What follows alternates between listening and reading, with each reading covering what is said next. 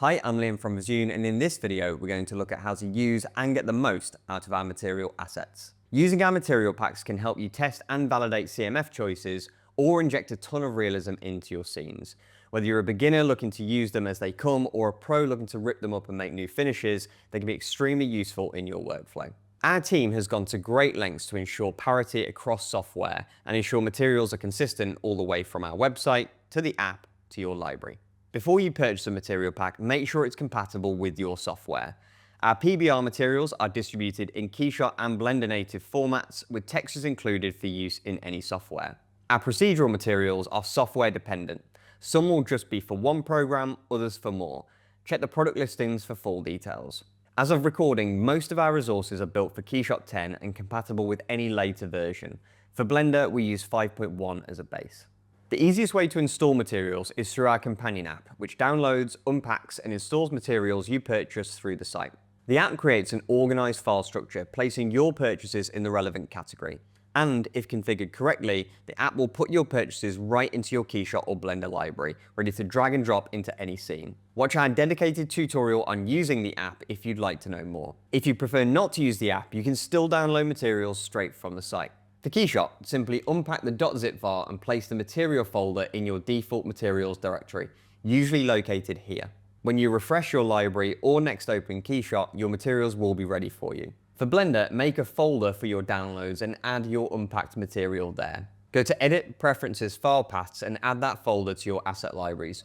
Just make sure you hit Save Preferences in the bottom left. When you next open Blender, you'll be able to browse and deploy your materials from the asset browser. In Keyshot, our materials apply like any other material in the library. Simply drag onto a part to replace the current material on all linked parts, onto the scene tree to replace the material of a certain part or group, or drag into the multi-material window to add it as a variant. It's pretty much the same in Blender, just without the multi-material option. Mapping refers to how a texture is projected onto your geometry and is most likely the setting you're going to need to change when applying a material. For both Keyshot and Blender, you'll need to view the material in graph form to make this change, but there's no need to be worried if you're a beginner. Unless the material is procedural, the mapping will be driven by a mapping 2D node in Keyshot or the mapping section in Blender. These are typically the leftmost parts of the graph. To change the mapping in Keyshot, open the material graph and double-click on the mapping 2D node. Here you can change the mapping type, position, scale, and angle. In Blender, head into shader mode and click this button to unpack the material.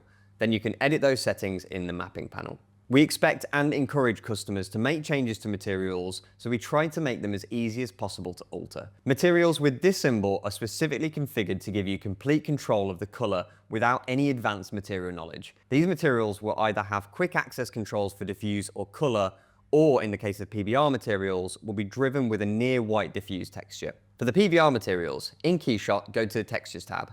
Click on the diffuse texture and scroll down to blend with color. If it's not already enabled, tick it. Now you can set whatever color you want and it will multiply with the provided diffuse map.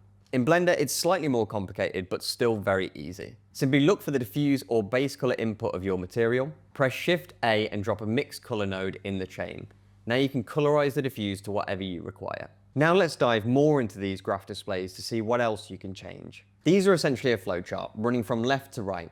To see how a material is constructed, work back from the root node on the right. It helps to preview the output from each node so you can see what effect your changes have without looking at the rendered material. In Keyshot, you can do this by selecting a node, then clicking C on the keyboard, and in Blender, it's Shift, Control, left click. Keyshot has the advantage of having brightness, contrast, and blend with color controls in each node, whereas Blender, you have to add more commands to alter the chain. Regardless, here's a couple of practical examples of how you might change a Visune material. In this case, I want to make the material more glossy, so I need to find the roughness input and trace it back.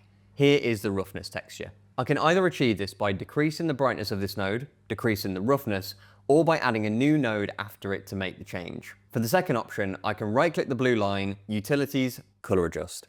Now I can adjust the sliders to adjust the roughness. In this second example, I'm going to change the color of this fabric material with a Color Adjust node. First, I need to locate the blue line that leads to the color, or diffuse as it's called here. Next, I can right-click the line, go to Utilities, Color Adjust, and now I have full control over the color of this texture. We're going to leave it there for this tutorial. I hope this video helps you see just how easy our materials are to install, deploy, and edit. Thank you for watching. See you in the next one.